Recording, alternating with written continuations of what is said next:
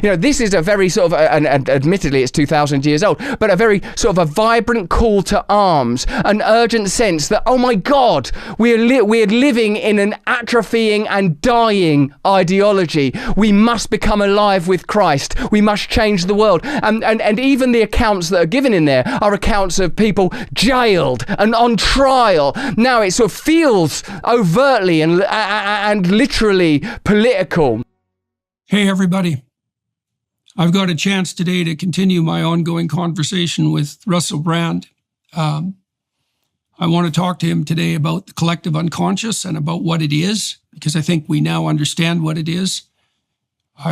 I'm talking to him about sacrifice as the basis of community, about the distinction between authority and power and logos and power, about the danger of the use of power, about the necessity of the story, about how all that's played out in his own life, about the proclivity of the modern self to identify itself with its whims and desires and passions, and the inevitability that that identification turns into something that closely approximates worship, the idea that something has to supplant that for maturation to take place and for society itself to stabilize and remain productive and abundant. We talk about the call to adventure as a variant of the establishment of relationship with God. We talk about the burden that Christ left on his followers in the aftermath of his death, all of that. So if that's what would you say? Winds your clock. Well, this is the discussion for you. So good to see you, Russell. Thanks for agreeing to talk to me today. It's a great joy to be in your company. Thank you for having me. So I want to run some ideas by you, and I want you to tell me how they echo for you personally and also philosophically. So I think I figured out what the collective unconscious is. Finally. Well, I've been thinking about these large language models a lot and about what they do, because they can obviously mimic human thought at the verbal level quite spectacularly. Now, of course, the woke ideologues have done everything they could to muck them up spectacularly right from the beginning, and we're going to pay a big price for that. But there's still something there that's very, very telling about how we think. So let me lay out the idea, and you tell me what you think about it. So what these models do is map the statistical relationship between, you might say, markers. And so imagine that you can tell the difference between a word like, imagine a word BINT, which isn't a word, but it's kind of a plausible non-word. And it's a plausible non-word because the statistical relationship between the letters mimics the likely statistical relationship between letters in a real English word. So it's much more of a word than QNZT. Okay, so now there are statistical regularities between letters that enable us to identify words. And then there are statistical regularities between words in phrases that make sense. And then there are statistical regularities between phrases in sentences and sentences in relationship to one another. And then, say, within paragraphs, and then paragraphs in relationship to one another. And the large language models are trained to map all that. So what that implies, obviously, is something like any given idea is statistically likely to exist in relationship to a certain set of other ideas and not distal ideas. And so if I throw an idea at you, I'm also throwing a network of associated co-ideas at you at the same time. And then out farther in the penumbra are even more distantly associated ideas. And more creative people are going to be able to leap from the center to the distal ideas. We already know that from studying creativity. So the large language models map the statistical association between sets of ideas. That's a good way of thinking about it. You could imagine the same thing happens with images. So if you bring to mind the image of a witch, you're much more likely to bring to mind the image of a cauldron and a black cat, for example, and maybe a spider, maybe a pumpkin.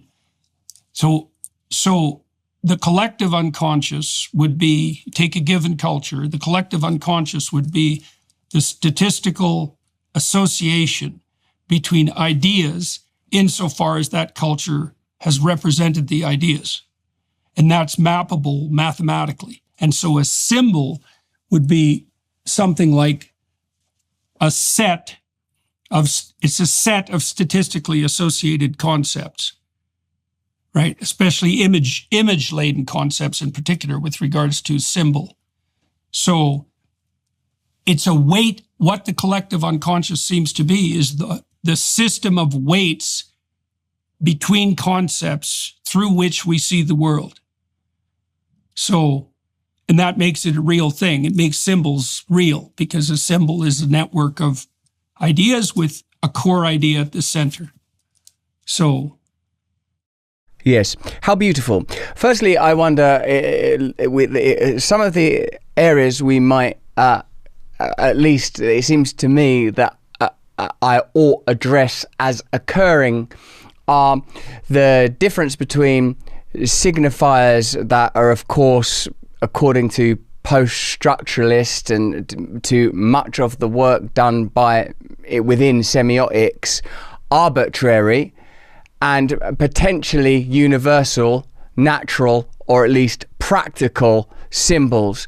I wonder, for example, about the idea that is it a type of language that a barn full of chicks will respond to the silhouette of a bird when it travels above their heads on a wire in one direction, because when traveling from north to south the silhouette resembles that of a hawk, but when it travels back along the same trajectory but in reverse they do not respond because it no longer resembles the silhouette of a hawk. A hawk does not travel in that formation. That is a type of language. There is language within nature.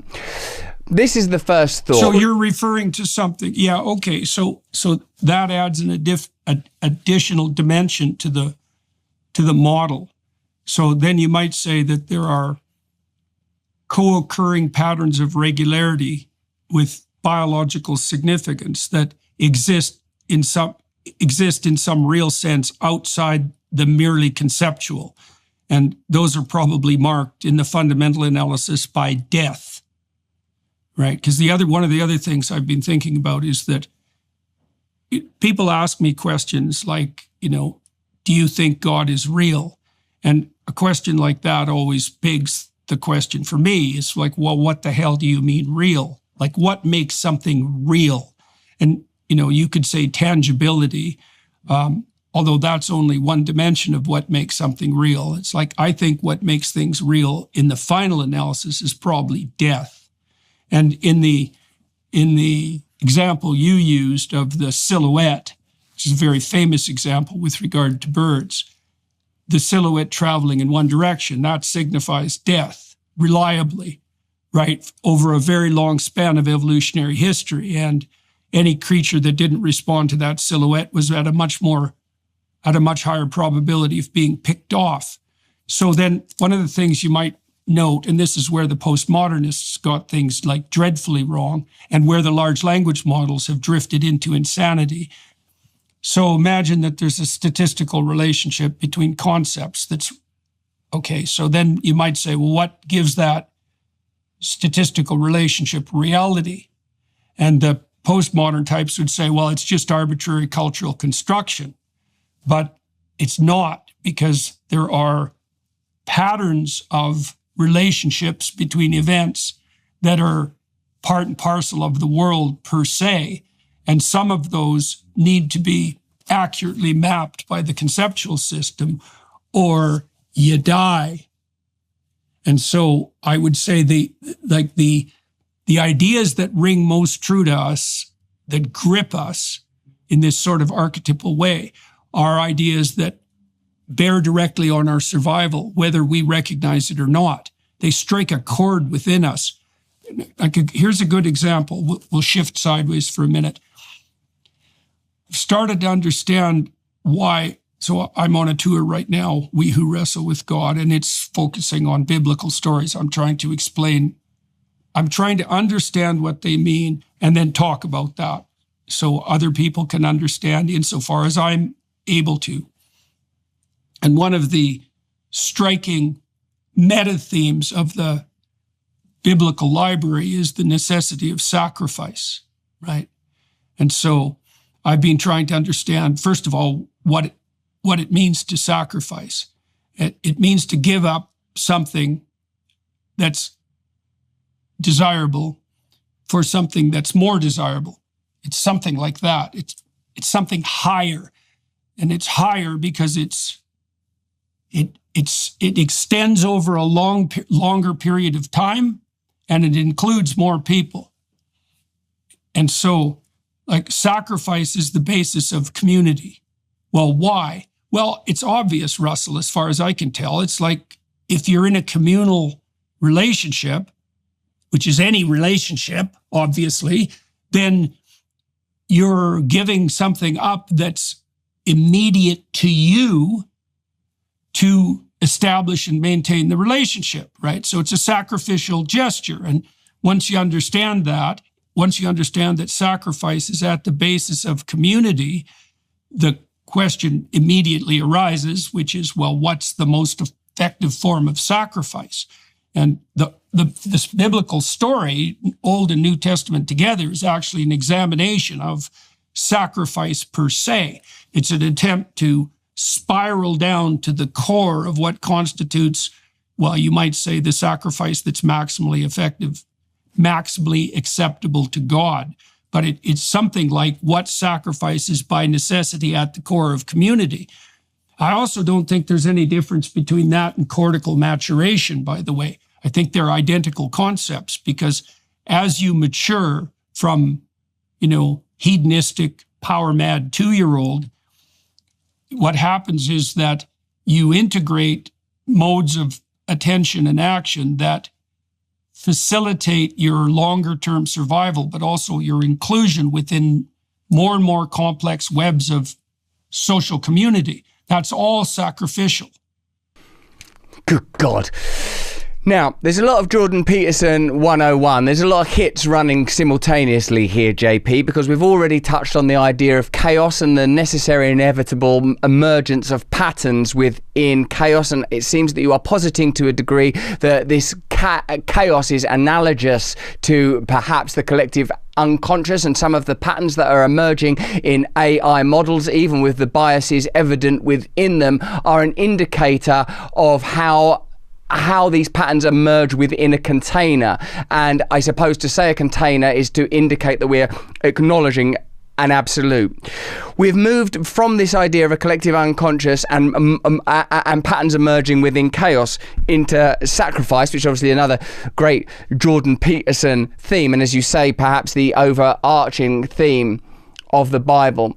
My contribution to this incredible amount of information that you are relaying, it has to do with where might one's intention carry you, in so much as it seems that in this process of maturation and a personal relationship with sacrifice, how that develops and evolves, it seems to me, is when one starts to acknowledge that there is not, when you use the phrase immediately beneficial, that when we're referring to immediacy, we are talking about both spatial and temporal immediacy, and we might have to consider that when dealing with the sublime, as surely the Bible is, that even these categories are called into question. The most basic and taken for granted categories of any temporal creature will have to be challenged. This perhaps helps me to understand how the ultimate sacrifice as rendered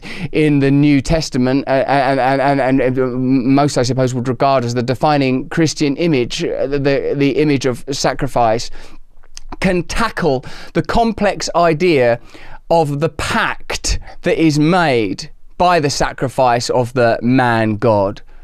Because as I explore and attempt to understand Christianity more deeply, the nature of the triumvirate, the Father and the Son, the Holy Spirit, and the nature of this pact is something that I'm mulling over, and I feel that the reason I can't reach resolution is because it's irresoluble. Because I ask that when there is absolute dominion and omnipotence, with whom might a pact be made? And I'm starting to conclude that it must be a kind of koan, that, you know, that all is coming from the same source. Okay. Yep. Because otherwise, how can there be a pact? Well, I can tell you a story about that, and you tell me what you think about it.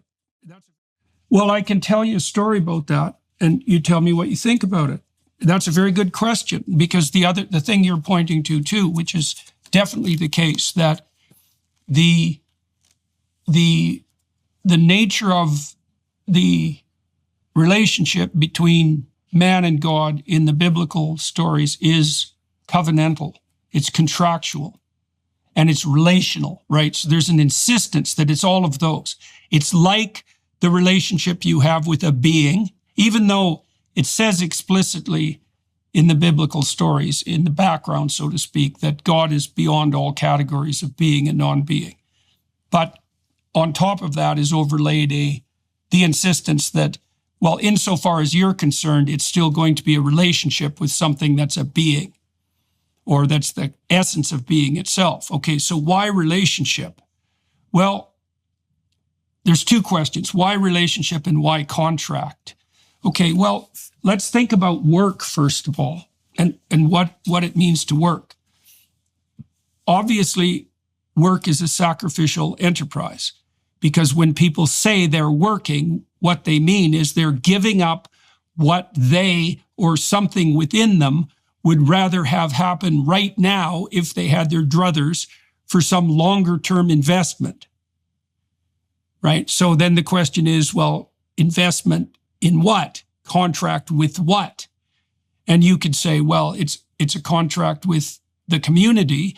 If I put in, that's what money is. If I put in time and effort, then I'll get something that I can redeem in the future for something, for some specified value. But then that community that you're contracting with is a community that's predicated on a certain ethic, because otherwise the contract wouldn't stand.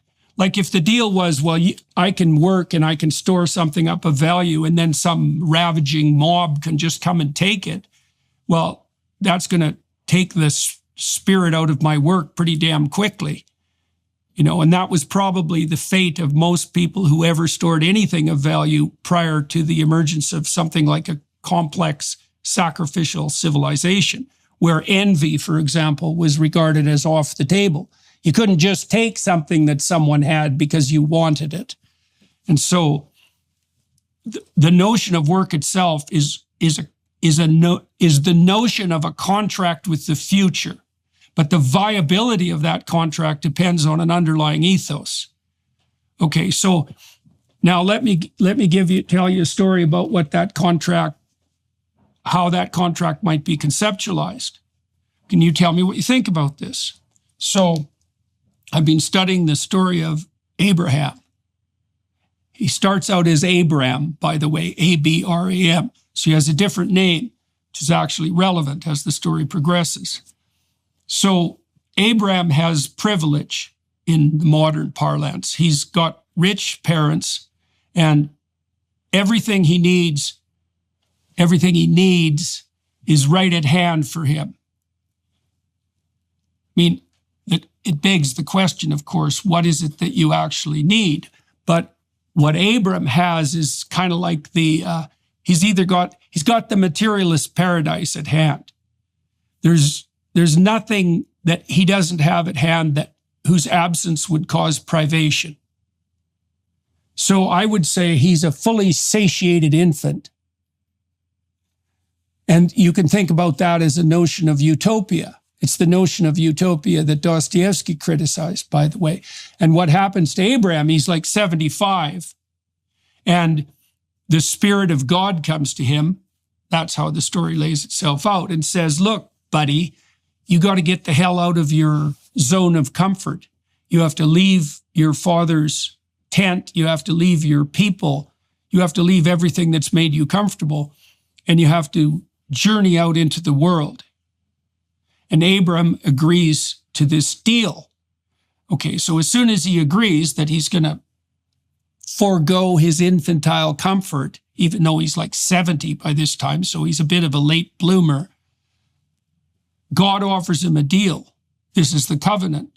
And so I think it's a description of the consequences of the full manifestation of the spirit of adventure.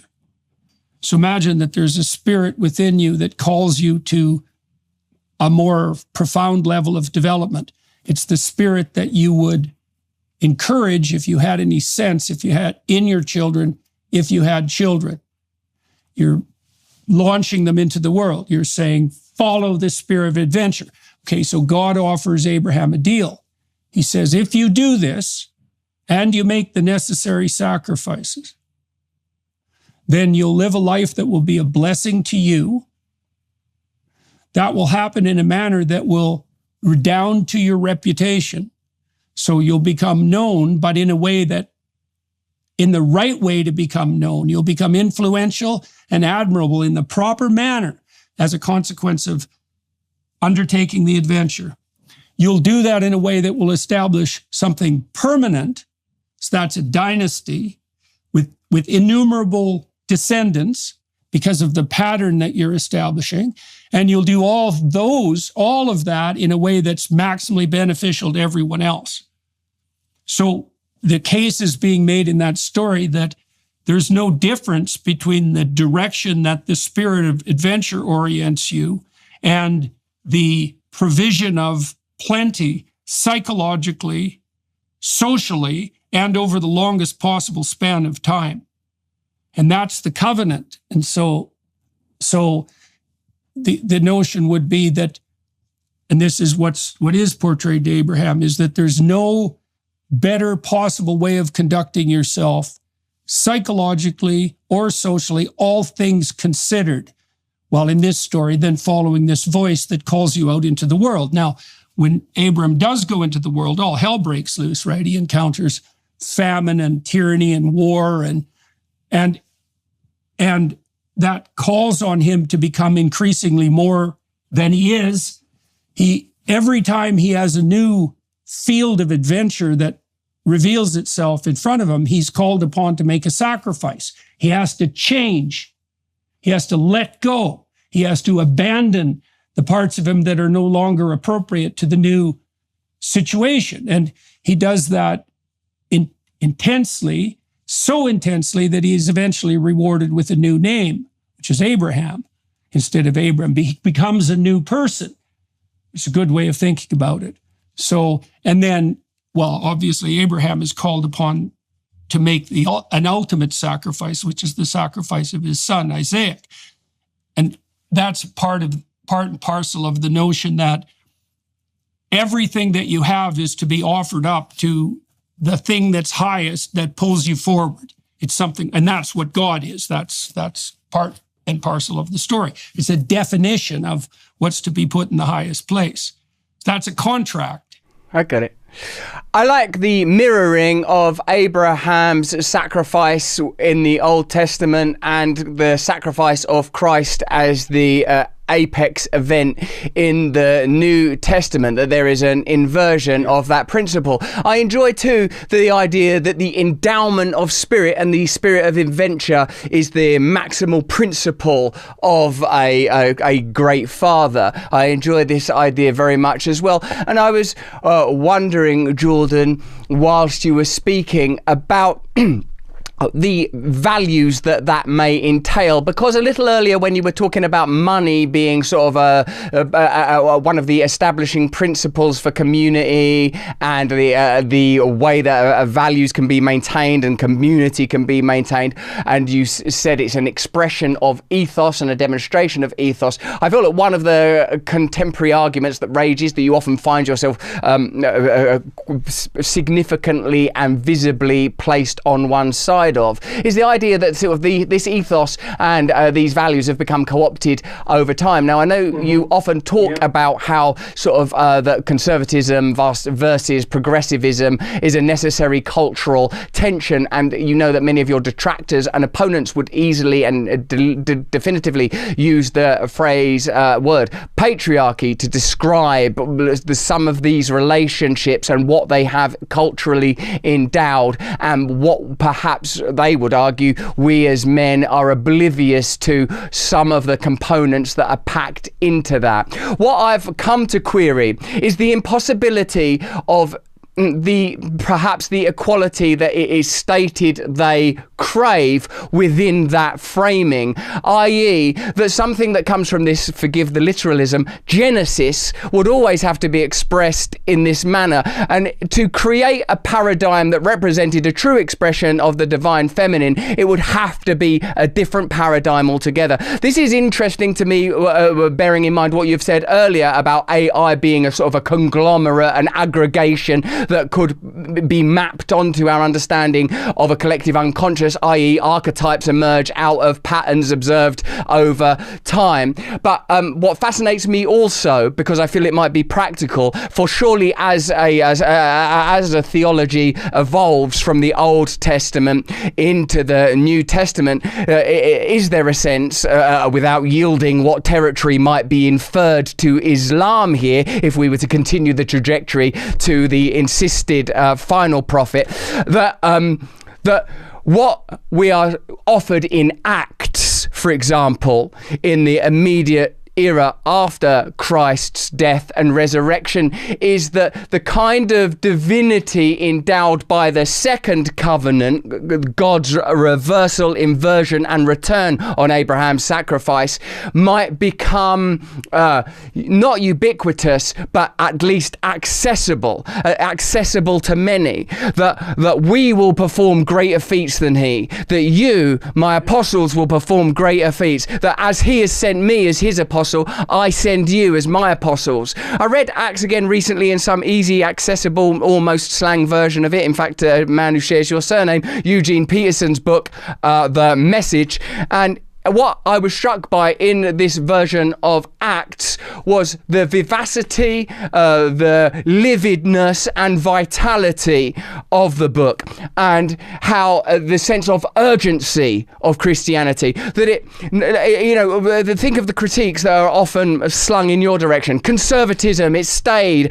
This is a very sort of, and admittedly it's 2,000 years old, but a very sort of a vibrant call to arms, an urgent sense that, oh my God, we're living in an atrophying and dying ideology. We must become alive with Christ. We must change the world. And even the accounts that are given in there are accounts of people jailed and on trial, that even though it is literally biblical, they're not. It's very distinct from the Old Testament with its locusts and its deserts and its tribes and its manna. Now it sort of feels overtly and literally political.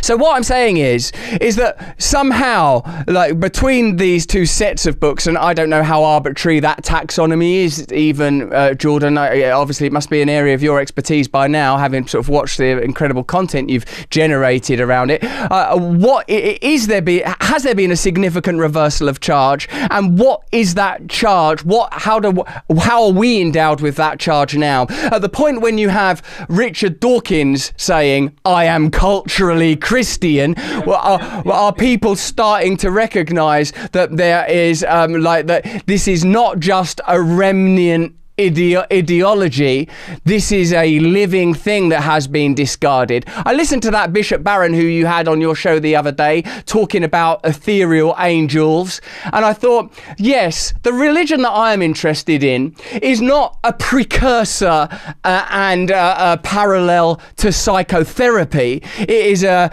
precursor and parallel to quantum physics, helping me to understand, what do you mean when you say self? Who is this self? What do you mean when you say reality? When you say reality, what are you talking about? And is it possible that reality is something that we conjure here as vessels and conduits of the divine, if we have the capacity to somehow in the moment through practice disavow the strong gravitational, literally, pull of the material and the unconscious ethos with which we are continually inculcated by the insidious, nihilistic, or albeit glistening culture that attempts to make us all devotees of this new banality. Well, when Moses disappears to go find to be given the 10 Commandments, he leaves his political arm behind, right? Aaron. So there's two forces that lead the lost across the desert. There's the prophetic and the political, and Aaron is the political. And in that part of the story, the prophetic disappears, and the political falls under the sway of something like the immediacy of hedonism. So the Israelites immediately turn to worship of the golden calf, and it's something like money. So a calf is obviously calf is in the class of livestock, and livestock is bodies at hand to consume. It's a form of wealth, obviously. And golden calf is the first level representation of that abstractly, you might say. It's halfway to money, a golden calf, but it's still materialistic. Now, when the Israelites start to worship the golden calf and become materialistic, they become concerned with immediate hedonistic self-gratification. Okay, and so then, and it isn't only that they're worshiping the golden calf, they're dancing around naked, drunk. It's a pride parade. I mean, and I'm dead serious about that. I'm dead serious about that. Is the political descends into a pride parade as soon as the prophetic disappears. Well, why? Well, because everyone falls under the sway of the dominion of their immature instincts. You know, when someone says, I want what I want right now, what they're failing to understand is that they've come to a conclusion about what constitutes I. And the I that they're allowing to be constituted is actually the dominion of their instincts. They're reverting to the same sort of behavior that characterizes Abraham before his adventure takes place. It's mere hedonic, immediate gratification. Now, you might say, if you were progressive, it's like, well, what's wrong with that? And the answer is, well, why don't you put 42-year-olds out in the forest and see how long they last? And the answer is not very long. And the reason for that is because there's nothing in that realm of instinctual self-gratification that's going to be able to propagate itself communally over any reasonable amount of time. I mean, that's why we have communal organization, why we make those sacrifices, is because as you mature, you start to understand that mere whim or mere desire, first of all, is a pretty narrow definition of who you are, especially because it changes moment to moment, just like gender, apparently, right? It's this shape-shifting. It's actually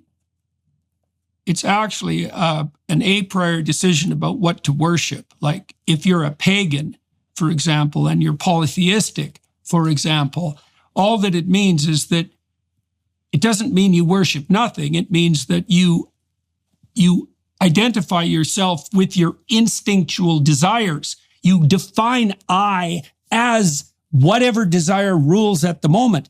That's just a kind of possession, and it's an immature possession, and it can't work because there's nothing in it that's productive. It's all mouth and need and no action and sacrifice. And so there's something wrong about it, fundamentally wrong about it. Something fundamental. That's the land of Peter Pan, right? The boy who won't grow up, who thinks that maturity is nothing but like power and corruption. That's represented by Captain Hook. Now, to give the progressives their due, to give the left its due, of course, that patriarchal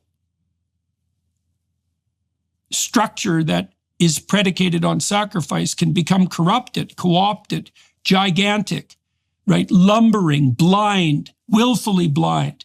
It degenerates in the direction of power always. So this is a good rule of thumb. And you can think about this in the confines of your marriage or even your relationship with yourself, right? When the proper integrating spirit isn't at hand and operative, then the relationship degenerates in the direction of power. You start to use compulsion. You start to use force. You exchange angry words with your wife and you attempt to force her to adopt the point of view that you think is appropriate. But the fact that that happens continually does not indicate that that's the basis of the relationship. Right? It's not, is power the basis of the relationship? Well, the progressives obviously say yes. They say there's nothing other than power. That's what the bloody postmodernists concluded in the 1970s. And if it's not power, what is it? Well, it's the spirit of voluntary self-sacrifice. That's the antithesis of power. That's clearly the antithesis of power. And then you mentioned, I'll just add one thing, because you mentioned this call that you saw in Acts, which is Christ's insistence that those he leaves behind will do works greater than his. This is also where I see the insipid element of Protestantism in particular, although not only Protestantism, that says, well, all you have to do is say, Lord, Lord, and you'll be saved, right? All you have to do is claim belief in the Christ who's already redeemed us, and then, now you're in the kingdom of heaven. And that isn't what the biblical text indicates. It indicates that those who are left in the aftermath of the resurrection will be called upon to do greater things than Christ himself, which is a hell of a call given the nature of his sacrifice, right? This is no joke. And what we're called upon to do is to participate in that process, right? Fully, or else, and seriously, or else. And everybody can feel that nipping at the edges, including people like Richard Dawkins. I may say that when you reach immediately for pride as your example of hedonism, you do yourself no favours, in my humble opinion, sir, because you could just as easily use an example of hedonism and indulgence that doesn't have such overt and explicit connotations when it comes to a particular expression of human sexuality. That's just one point. Let me go on for ages, if you don't mind. Now, I am aware, of course, I've lived hedonistically. I've been a drug addict. I've lived indulgently for long periods of time. So I understand the nature of that power and in practice how it may as well be a god, and how you conceptualize that could be pantheistically. You could see it as Aphrodite or as Venus. You could see yourself as being devoured by Cupid, and certainly by Eros, and making yourself the subject of such high humours. Priapus, man. Priapus. Priapus, indeed. indeed. But I saw some things in what you were saying that struck me as important.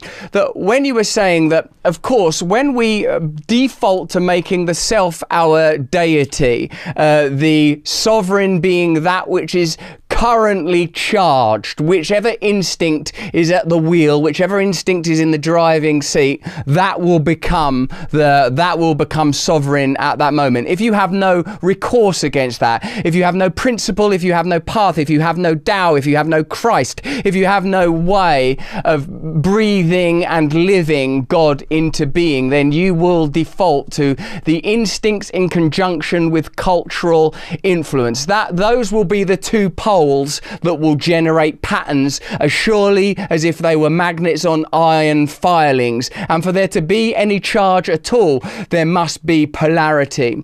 This refusal of the call, the inability to accept maturation, the inability to throw off infancy and to accept the chalice, to accept the grail, to receive the wound, to know what you must do, this there is a tension in this for me in the maintenance of the necessary innocence that Christ himself insists we must find. And it seems that when you said for a moment, and I'd love your take on this as well as everything that I'm saying, that the self is amorphous, the self is an event, it is not in stasis. The self will be discovered and will evolve in relationship.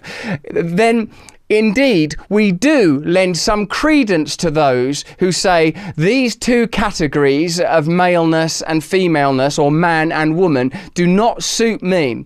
Now, no doubt these ideas, like all ideas, race, distinction, nationality, commerce, have been lent further charge by, I would say, powerful sets that seek to govern and control consciousness itself, that see that as the ultimate terrain, that require, for the perpetuation of their control, the continual flinging of rocks into that pool to prevent something glorious coalescing there, some new unity. And what I would offer is this, that surely the synthesis that we're requiring out of this thesis-antithesis war that we're plainly still in is the ability to acknowledge that there must be some kind of fluidity. There must be some kind of freedom. There must be some kind of acceptance that tradition cannot become a rod to steer, control, or prod others. That our religious faith, that our spirituality, that our morality and our ethics must be for the marshalling of our own instincts and designs and desire for power. And you're right, and I always love it, Jordan, when you return it to how are you behaving in your marriage? How are you behaving in yourself? I was thinking about how do I behave in my marriage with my wife? How often do I tend towards power in irritability, leaning arrogantly into whatever sets of abilities I'll claim for myself in desperation? And God knows I spend significant time there. But because both you and I tend to, as you laid out earlier in our conversation, move from the micro to the macro, to march gladly out to the penumbra to see what might be found there, it leaves us with a kind of, a duty to demonstrate in our conduct that quality of joy and open-heartedness, that quality of good faith.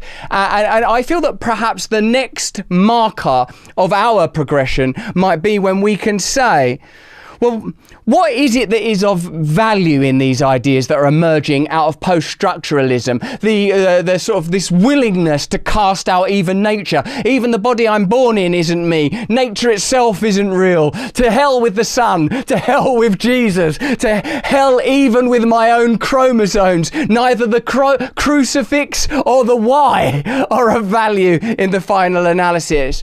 And because I've lived there a while, because I've lived continually in indulgence, because I have been so many times humbled and my humbling continues yet, what it leaves me with is that there is something, obviously there is something in what you have brought into our culture that people were looking for and needed, and I value it and I appreciate it. That's why I apologize when I'm late.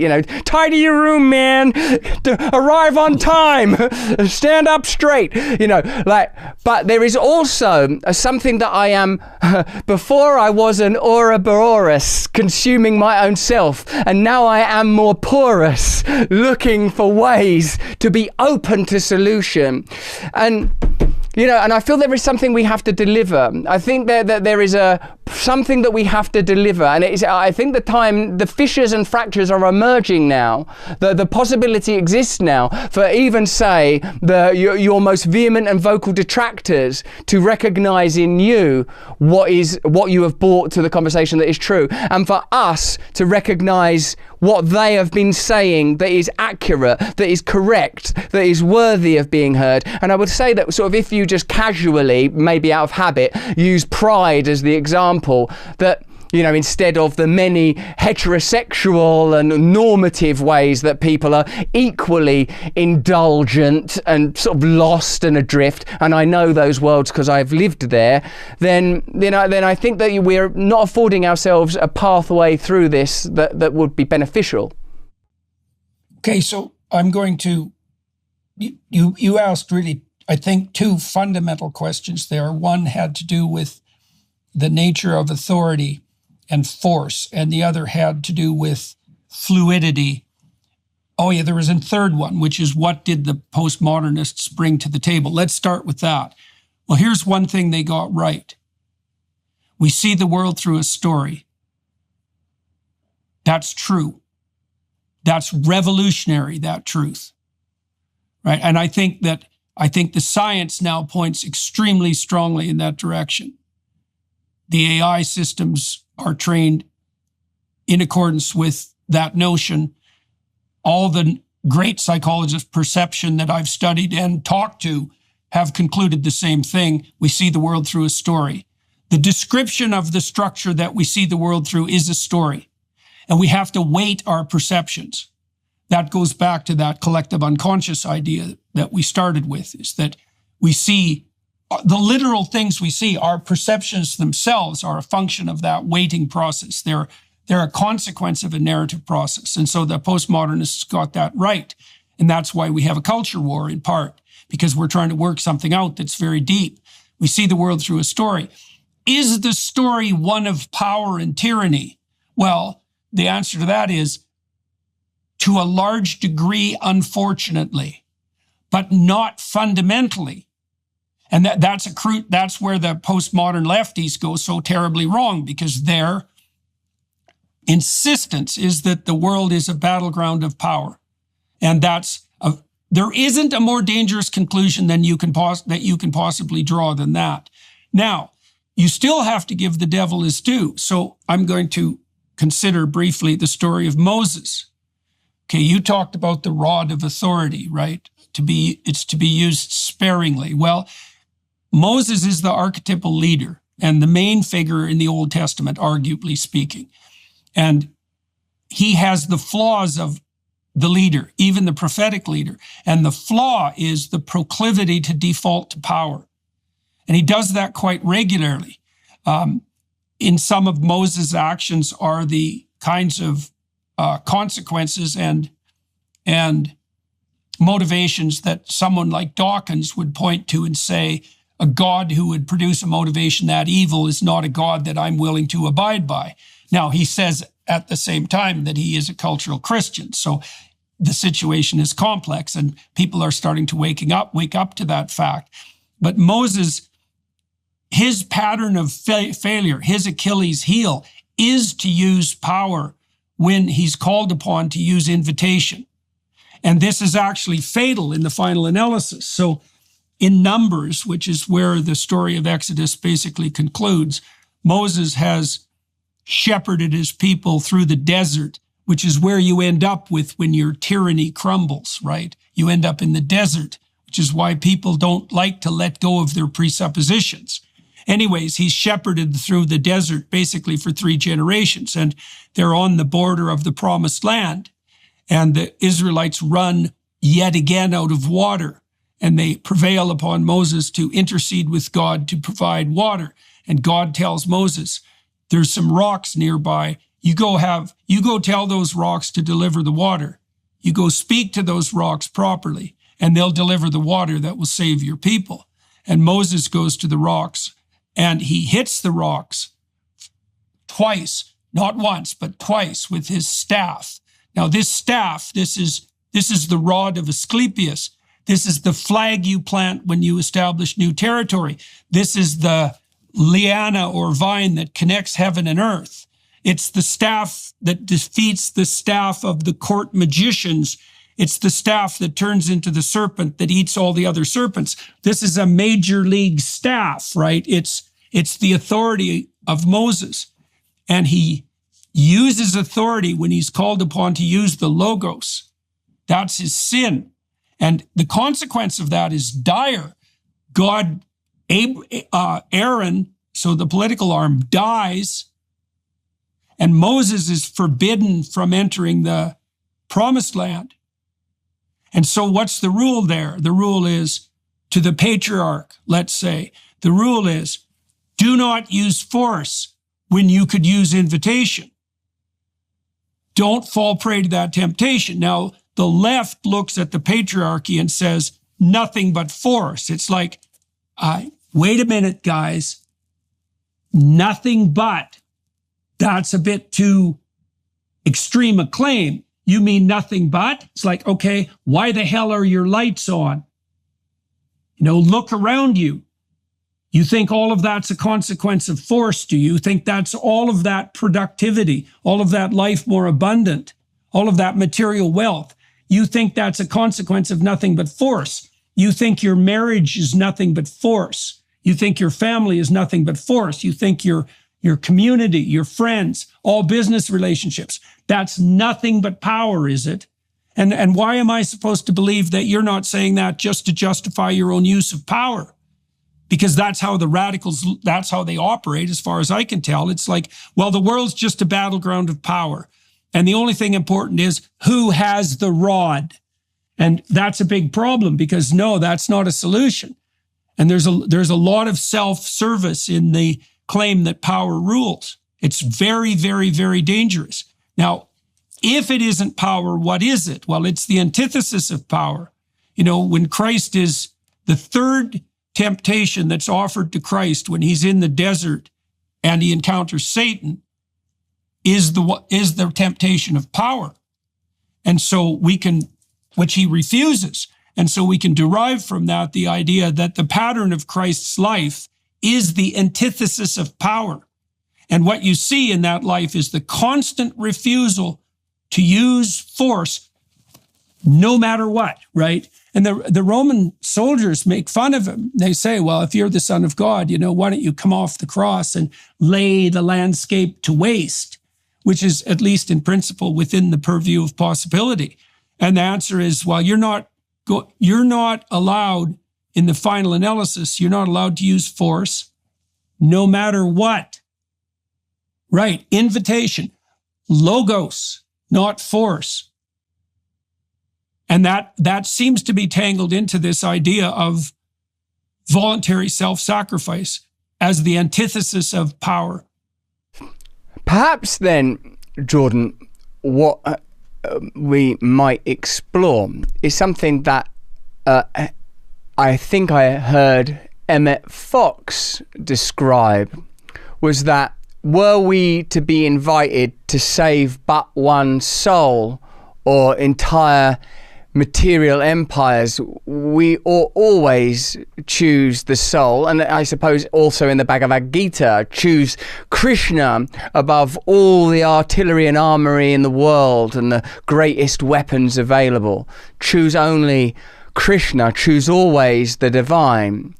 That if Christ's power is not materially practiced, and yet indeed we find once more at the center of the discourse that word, that concept, power, the word and concept upon which the postmodernists arrived and, you say, reductively alighted as conclusive.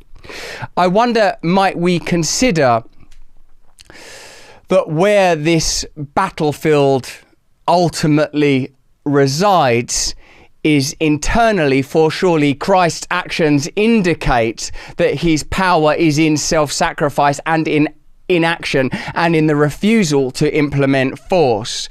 Clearly, when you describe these benefits, if not glory, the practical application and operation of culture and the legacy of the patriarchy of Western civilization, the institutions flawed but yet functioning, it's clearly reductive to say that is naught but force. I suppose yet they may say the benefits are inadvertent consequences only afforded in the same way, just to use an example off the top of my head, that the eventual end of slavery ultimately delivers a workforce that gives you the idea of progress, but still allows establishment interests to operate quite comfortably once the... Well, I don't think there's any reason to dispute the reality of the claim that the fundamental landscape, well, I think the fundamental landscape is good and evil, but right on top of that is tyranny and slavery. Right. So if we go back to the story of the Israelites, if we go back to the Exodus story, you have there the claim that the The reality the leader always contends with, always, is the reality of tyranny and slavery at every level. And that's something like a power dynamic. But that doesn't mean that the solution to the problem is that the slaves become the tyrant. In fact, that's a solution that's offered to Moses as a possibility. In fact, the Israelites clamor for it, just like they later clamor for a king. The slaves want a king. Is the slave tyranny dimension or the slave tyrant dichotomy played out in the capitalist landscape? Well, obviously. Obviously, I don't see that there needs to be a dispute about that. As an entry player in the capitalist world, you play out the slave-tyrant dichotomy. And you might say, well, that means the slaves should overthrow the tyrants, right? But that doesn't address the fundamental problem. The problem is, think about it this way. How the hell do you stop being a slave?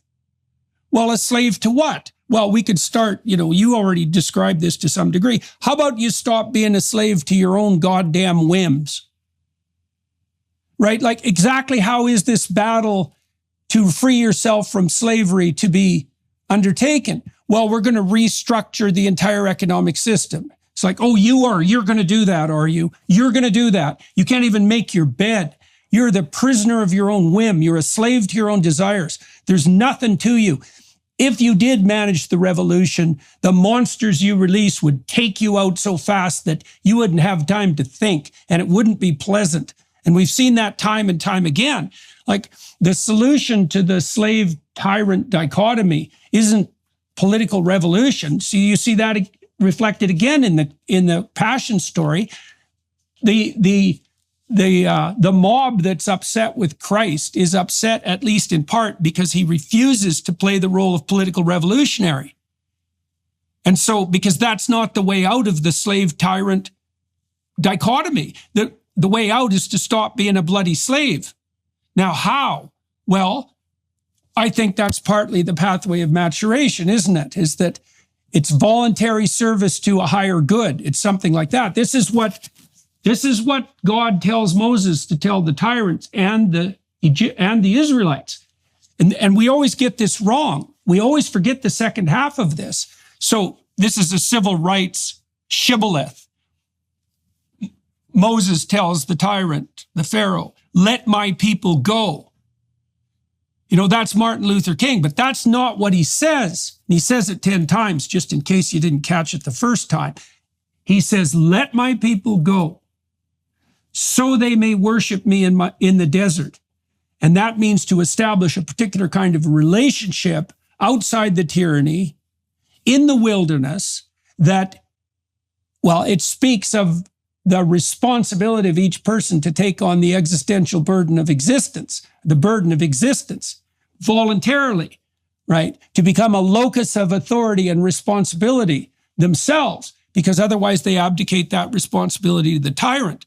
And that's not fundamentally a political problem.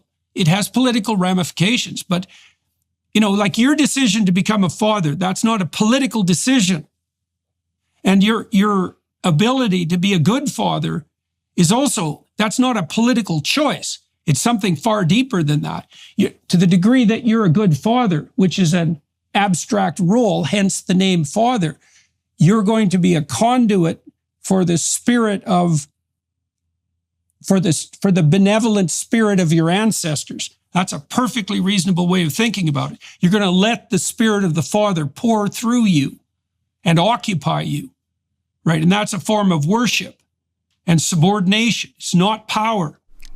I love it. I love that. Often in my wife, we have a young son, as you know, and I see flashes of the archetype. I see how she is governed by what I suppose Richard Dawkins would call natural processes, but I see beyond that. I see the light that shines. I see behind the behavior, behind the biology. I feel the resonance that she is redolent with the spirit of the ancestors, that she is not just their mother, but she is the mother. How could any woman sacrifice so much? How could any woman continue to provide so unquestioningly and so diligently? I'm struck by several things. It's plain that there is a negotiation, and it seems to me that what you're saying is that the era of this new progressive, postmodern, sort of Marxist, to use your sort of the language that you would use, even if I would sort of query that language, there is a negotiation, and that negotiation, of course, must involve power. I'm struck that what Moses carries out politically against a sort of another king, an alternative king in the Pharaoh, and as the head of a tribe, Christ carries out as an emissary alone and in the desert. There are parallels. The desert is a parallel. The adversarial nature of the sort of combat, there is a parallel there. But in these distinctions, I suppose there must be information, given that we are operating on the assumption that this is operating, as this is your term, as a library and a sort of as a progressive discourse that's deliberately trying to induce a state. And perhaps it's the states that we're describing quite simply in the father, the mother, a role that may be useful to us. And what I feel is, what I feel... The hero. A hero, yes, to be worthy of the term. And what I feel like is important now, certainly what feels important to me, is what is it that I am to revive? How is it that I will continue to incline towards this ancestral greatness? What is the duty, and how might the power of Logos impact reality differently than force? And it's extraordinary. So let me ask you that specifically. Like, you're quite the wizard of words now, and so you have that as a gift. Now, you've detailed out your subjugation to the land of whim, let's say, and now you have this podcast, you have a public presence. You've been vouchsafed that. This is your podcast. I'm in your podcast right now. This is your podcast.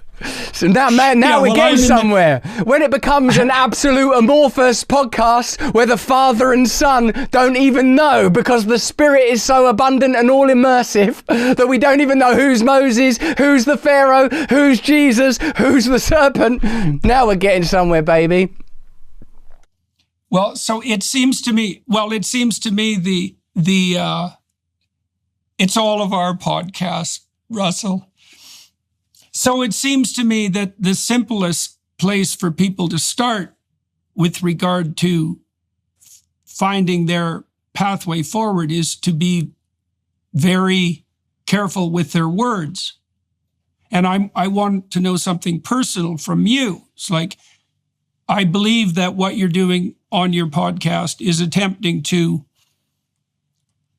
find your way forward carefully. You're investigating and exploring, and that's the answer to the question about amorphous identity. It's like the people who push forward the notion that identity is fluid, that's the case if you're progressing forward in exploration and trying to expand your domain of responsibility, let's say.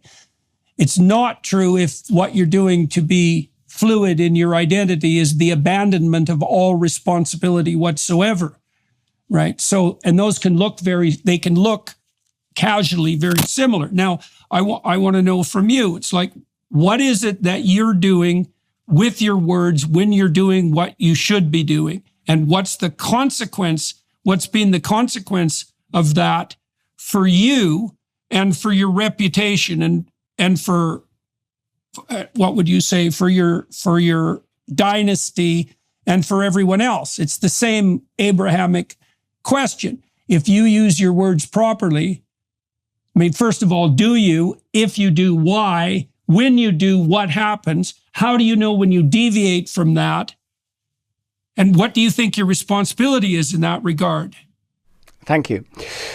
the prayer of Jabez, I think in Chronicles 2, oh, that you would bless me indeed and enlarge my territory, that your hand would be with me, that you would keep me from evil. I feel that with words... That's a good one. Yeah. I feel like with words, I'm trying to generate community. I'm trying to use language to create common unity, to instantiate and realize an inherent and already existing connection, and that we live individually and collectively in a super state of potentiality, that it is he has no hands but ours, that we are here to formulate his kingdom, that, as we have already referenced, that we are his apostles, that this is our duty. Now, for experientially how that is as you have kindly suggested, it is indeed a gift, and therefore requires no effort, requires only acceptance and a receptive state. When I'm in this receptive state, the communication is effortless. I'm almost not a participant. It seems to me that what the polarity is precisely as you have described, that I am a vessel for and a vehicle upon my instincts. The flow of my instincts are that we had the senses, are that we had the instruments to observe the patterns that might be about us, the endocrinal streams that may yet flow, and where they carry me, and with what telos and with what purpose in mind. Upon these, with my rod, I try to impose, Jordan, yes, an ancestral inheritance of some value. And the battleground for me is the inculcation of this ego. It was very, very well done by the culture. The raw material of the appetites was, they did good work with this clay. So easy if you feel a continual lack, as one might if you have not yet been shown a path to God. So easy to worship their herd of golden calves that they lay before you, and all of the bounties that are on offer. It seems to me that it isn't, and this is from what I have learned from other alcoholics and addicts that walk the path ahead of me, that it isn't the external stimulant that must be addressed and overcome. No, it is the receptive pole. It is the coordinate. It is the inner coordinate that must be overcome. And I see what you mean now in the difference between the use of the staff and logos. And I imagine you're using that word because there is no perfect English interpretation available for it. And this kind of active awareness, this kind of active presence, making ourselves, as I try in the rosary, to imagine the vibrant nothingness, to feel the vibrant nothingness, and here within the vibrant nothingness is the Sacred Mother, and it is her that I petition that she may convey to her son the God that she grew in her belly, that I pray to be forgiven, but not me as an individual, but me just as one more sheep, just as one more member of the flock. If I can overcome the appurtenances of my identity that I have been adorned with and self-adorned, that I have ornamented endlessly, that with the brush lent to me by the culture, with the lacquer that I've squeezed out of every gland, applied to fortify this shibboleth of self, if I can somehow overcome that, and where might I overcome it but in the present? Where but the present? Where but the as you say, the message of Christ, the absolute refusal to use force, that the higher will might be engaged, that the higher purpose might find its fulfillment. The challenge, Jordan, that I would offer you, inquiry rather, sir, is that the acceptance that what is happening is God's will, that the suffering is God's will, that to let it go to work on you, that the opposite, as I was taught recently, the opposite of faith is not doubt, the opposite of faith is certainty. And that to live in this, the horror of uncertainty, and to live there with grace, a grace that I cannot self-generate, even if the source of all things must include me somehow, that is the ongoing challenge. And with language, I suppose I hope to illustrate that there are connections in these patterns of differences, in these signifiers that may yet be arbitrary. I do see the markings of some fractal archetype.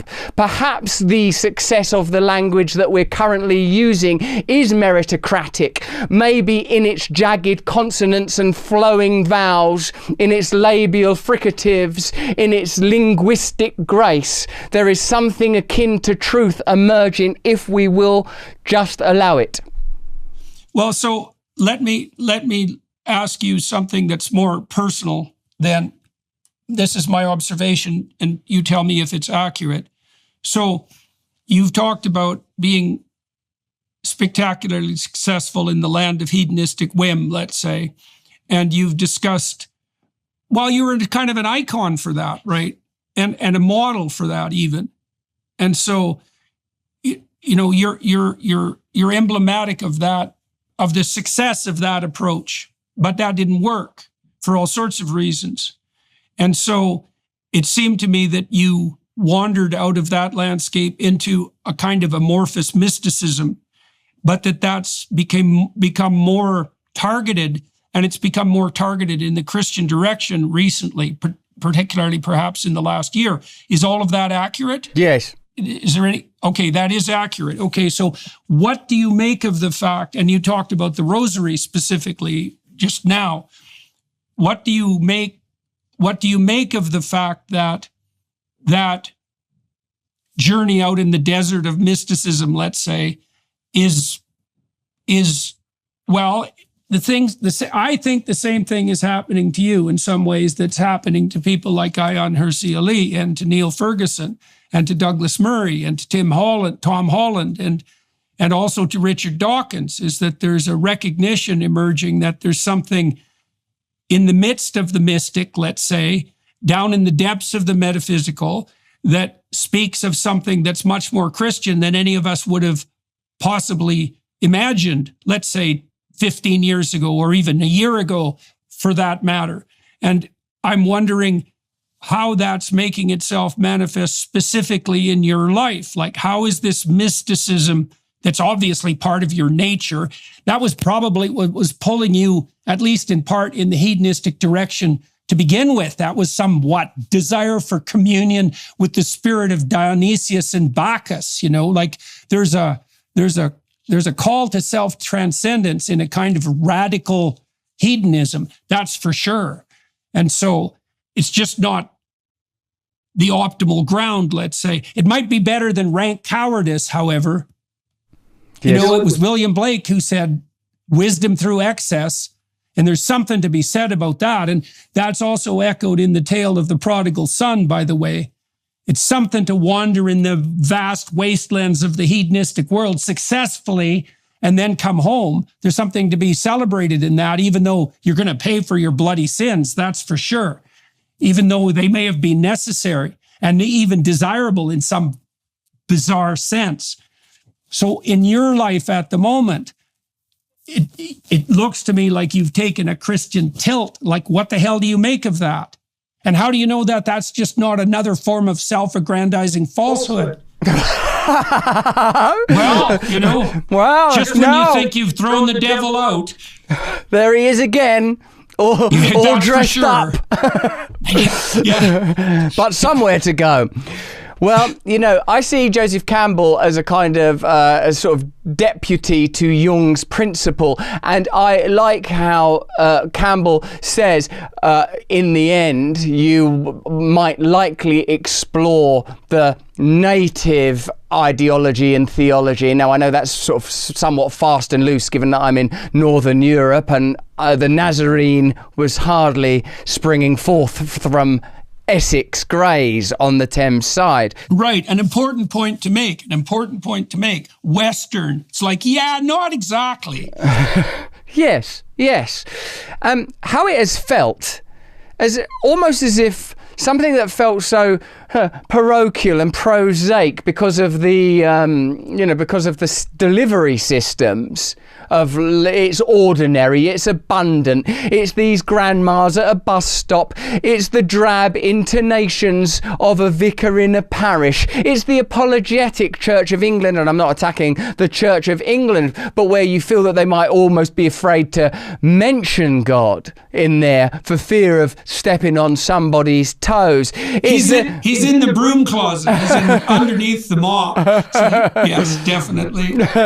So because it felt so sort of local, like this figure of Christ, what it's felt like is, oh, it's you. He's always been there. He's always been there.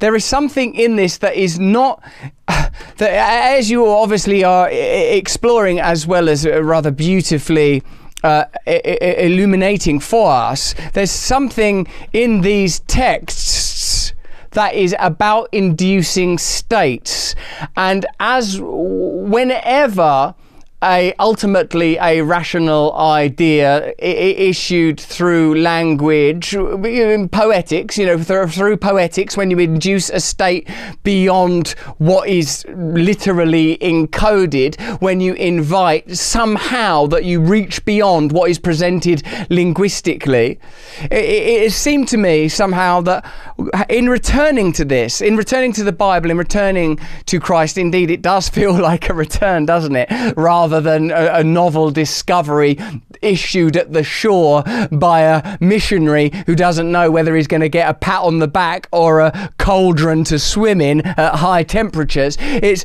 felt to me like this has always been here. This has always been here.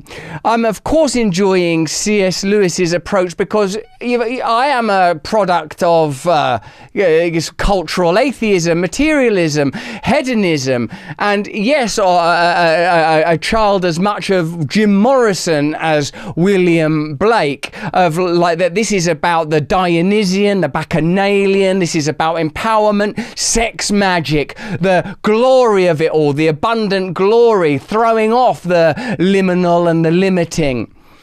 And of course then one arrives one day at the terrible conclusion that there's nothing there, and perhaps only then indeed that's why Jim Morrison died right at 27, which seems to be the fate of many enthusiastic Bacchanalian geniuses. For surely there must be a death. For surely there must be a death. Hopefully you don't have to kill the host. Hopefully the death is merely the idea. And what is offered, and one thing I feel, as you know from our previous conversations, that I have at least a kind of experiential authority to speak about, while not representative authority, is the impact of the 12 steps on the psyche of an addict and its analysis in the ultimately that what addiction represents is a spiritual problem, is a spiritual quandary, and even embedded in the idioms like get off my face, lose myself, get smashed, is the idea that what the actual impulse is, and indeed think how significant the word craving is within addiction, is a move towards, a pulling, some force, some source, some calling, some clarion call, some harbinger, awaiting some personal rapture. The problem is, of course, living as we do in these a context that ultimately offers you as the end goal through materialist and rational analysis that you might become just this type of a person in this type of a society. Something important is lost, and those things are explicit in the texts that undergird 12-step practice and philosophy. It is plain that they are talking primarily about, and I've said to you before, but I'll say again, that Jung was a key influence on the founders of that movement, curiously, along with first century Christianity. That what they are not saying, give up drinking, give up drugs. They are saying, give up self. Give up self. Give up self. There are phrases like abandon yourself to God completely. Like after they get past the, it's not going very well, is it? All this drinking and drug use. And even indicated in the earliest literature for these groups is the idea that there will be behavioral expressions, that there will be sexual behaviors, there will be promiscuity, etc. And God alone. And if you maybe even just take that as one thread and consider what the 70 years since this piece of folk philosophy was all good in the world of pornography, something that was once of course available but somewhat abstract and now is normalized, immersive, immediately available.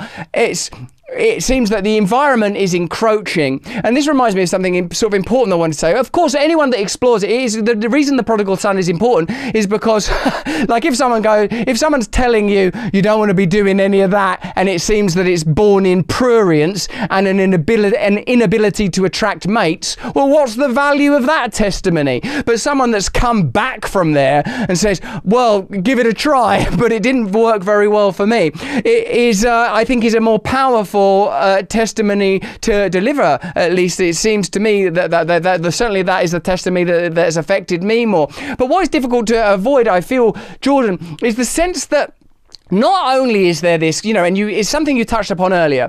You said, no, it's not only force, and I sort of offered you that perhaps the benevolence that this force has issued, but could be, and this is of course reductive, an inadvertent side effect of tyranny. And please be aware that I am apprised of the fact that the forms of tyranny that are emerging now, apparently in opposition to these old school, not to be repeated, let's face it, militaristic, demagogic, populist, strongman forms of tyranny that we're being continually warned of, are far more terrifying. The Kafkaesque, bureaucratic, banalized, invisible, dreadful, we're here to help, I'm afraid your inquiry can't be heard. This is diabolical. Huxley's hell terrifies me even more than Orwell's, although plainly we're in some amalgam with beautiful gilding from Kafka in the sort of unknowable quality. Where is the judge? What is the trial? Who's doing all this stuff? And it seems to me that there must be, even if we are to say it's about power, even if we're asking, who is it, an internal struggle? Is it my power over my instincts and the expression of those instincts in conjunction with culture that I might call self over time? There seems to be some other agent. There does indeed seem to be a serpent. There do indeed appear to be fallen angels. There do indeed appear to be ulterior forces at work. For I am struck that when I was an emblem of this culture in my hedonism, I was gloried and made much of. And when I say there is something else, we must move towards God. This is when the culture comes alive. This is when the spotlight shines. This is when the knock at the door comes. This is when forces are marshalled. It seems to me that someone must have been telling lies about Joseph K. All right, sir. Look, I'm gonna close on that. We'll obviously continue this conversation. How could it ever end? Yeah. How's your son? He's doing so marvelously well. It's just beautiful. What it's done to the family dynamic, this child. Again, to see my wife mother him so beautifully, to reaffirm my connection with my two daughters, to experience the, bloody hell, man. Like, I tell you, to see your son on a slab with what appeared to be, they might as well have been sort of Mayan priests, these giant anaesthetists, before they carve open his thorax with the happy intention, of course, of saving his life. It feels biblical indeed to be confronted with that. It gave me moments to a mother weeping for her child, the hopelessness, the despair. And of course, this was within the tundra. This was within the tundra of what amount to lies. And my God, Jordan, my God. You know, I mean, this might give you an indication why someone might go scurrying somewhat keenly towards Jesus. Hey, I got a book for you. Yeah? Read The Sacred and the Profane by Mircea Eliade.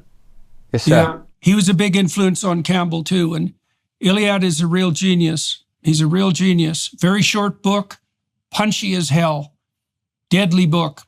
He's got about 6 or 7 that are very much worth reading, but that's probably top of the list. The Sacred and the Profane. Yes, Next time we talk, we can talk about it. All right, that'd be good. Right, man. Hey, I love you. Nice Thank talking you. to you, Russell. My love You to hang in Tammy. there. Yes, sir. My Yeah. love to Tammy and to your children, and thank you. All right, sir. To everybody watching and listening, thank you very much for your time and attention. To the Daily Wire Plus people for making this possible, that's much appreciated. To the film crew here today in Tulsa, Oklahoma, that's where we are. Thanks for your help. Russell, we'll talk soon. Thanks for chatting today.